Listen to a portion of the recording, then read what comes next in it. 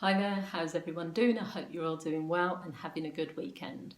So this is a video that I had planned to make before. I started making this video a few times and then things kept happening, so I want to just make this video for you guys because I feel that you would be able to relate to it and it will be an interesting one for my channel. So what I want to talk about in this video is how to overcome being part of a dysfunctional family.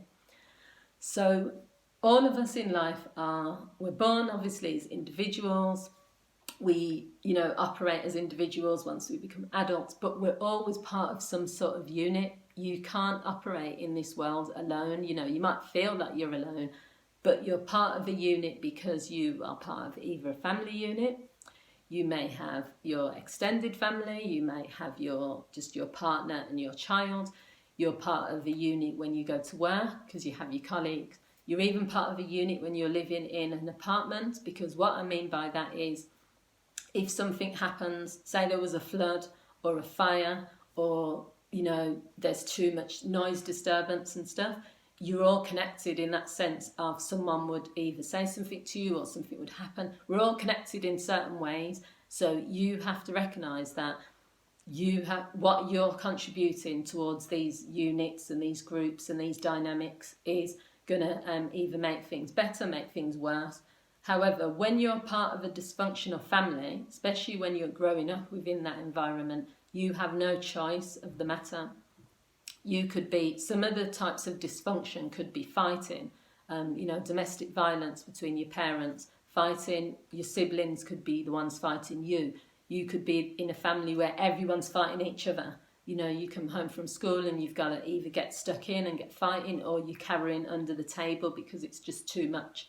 Bullying in some families, lack of support and criticism, that can be classed as dysfunctional because every time you come home and you have an achievement, people are just laughing at you or saying, "What are you telling us about that for? We're not interested. Oh, you think you're better than everyone because you got an A on an exam." That can be really psychologically damaging, and that is quite dysfunctional if you think about it, because we all want acceptance from our family, we all want approval, we all want someone to say, "Well done, good job." And if you don't get that, it's also a form of like emotional abuse to a certain level if it's done in another way, by saying you're stupid or you think you're better than people or you're worthless, your degree's not going to get you anywhere. Alcohol and drugs within families causes a lot of dysfunction. Similarly does some mental health issues as well. Now, if you've grown up in those environments where one day everything's fine, but the next day you come home and your mummy's or your daddy's passed out from drinking alcohol, or there's needles everywhere, or you're being taken around on the street as a toddler because your mum's buying the drugs or whatever it is, how are you supposed to sort of survive? How are you supposed to just get on with things? It can lead to instability and insecurity, and then you can become an adult and you won't lose that feeling. You'll never feel safe, you'll never feel secure, because you're always expecting all this inconsistency you had when you were younger. So these are 5 ways that if you have been part of a dysfunctional family, how you can overcome it. Recognise that you're part of a family unit, but you're also an individual. So the classic examples are the stories we hear where people have grown up in the Bronx or in ghettos and they're having to fight to get to school, without being shot, or they're having to avoid the drug dealers and the gangs, but they still manage to, they might have a talent or a skill, so they become the best basketball player in the world, or piano, people who use music, piano, trumpet, that's their escapism. Even with all this dysfunction going on in your family, it doesn't define who you are. You can still become the best version of yourself. So whatever your talent is or your escapism, if it means you have to sit in your room with your headphones on and you're just doing your DJ music or you're playing the piano, that could be your escapism. That could be your way of overcoming all this chaos around you. The second thing is, don't judge your family, just accept that's who they are.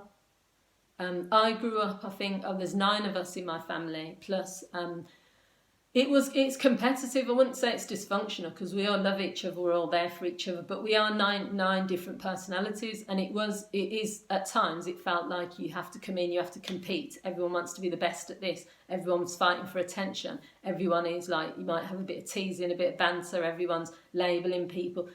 I'm happy for it because it wasn't didn't get beyond that. It wasn't bullying or fighting or nothing like that. It was just tough at times because maybe you wanted someone to give you a pat on the back or to say, I'm your sister, I'm your brother, I'm here for you.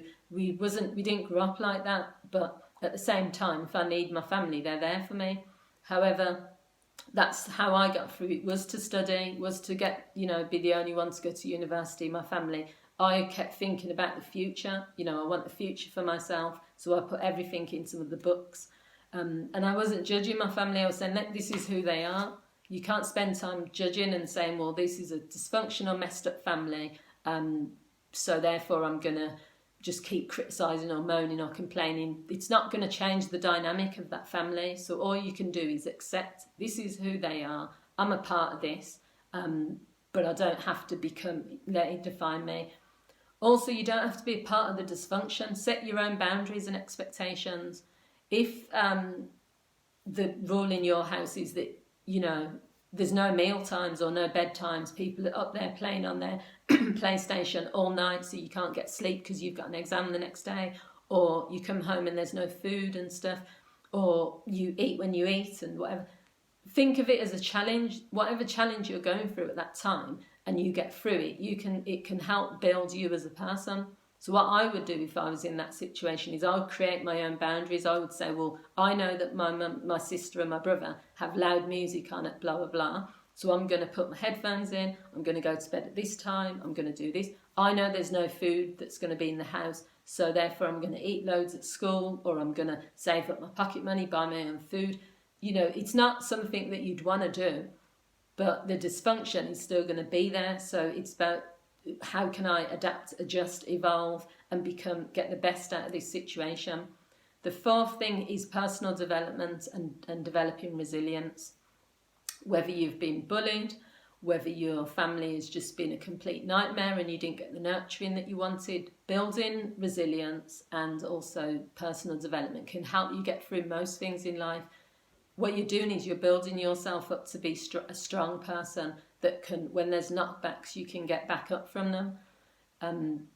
I just feel, I was bullied at school, so it wasn't even at home, but I feel that looking back now, there was lots of things I could have done, but when I walked out the school gates, that was the end. It was ending that chapter, and from that point onwards, it's something I wouldn't tolerate. It's something that I'm very passionate about. If I see someone else being bullied, I've actually intervened a few times on public transport. If I've seen someone being bullied, it's because it's within me as a person that's something that I'm passionate about. Develop strength, resilience, become the best person you could be, regardless of if your family told you were going to become nothing. Do it for you. And the final thing is to understand the theories associated with family dynamics and take it on board when you interact and engage with family members. So these theories talk about they talk about your position within the family, whether you're the eldest child, the youngest, the middle child. They talk about family dynamics, how there has to be someone who's a leader, how there has to be, it talks about the drama triangle, where someone's the persecutor, someone's the rescuer, someone's the victim. There are so many theories out there that it will help you to understand what is going on within my family and how can I survive this.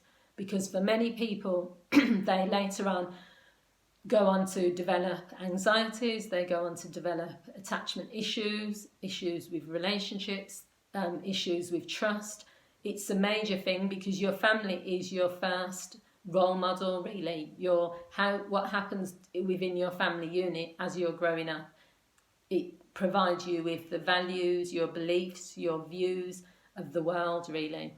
So I hope you found this video useful. As I've said, just because you're part of a dysfunctional family, you didn't choose your family, you didn't choose them. So you don't have to suffer as a result of what was going on if there's chaos been going on in your family. I hope you found this video useful. Please feel free to leave your comments, feel free to like, to share this video and to subscribe if you enjoy the content. Thank you for watching and enjoy your day. Bye.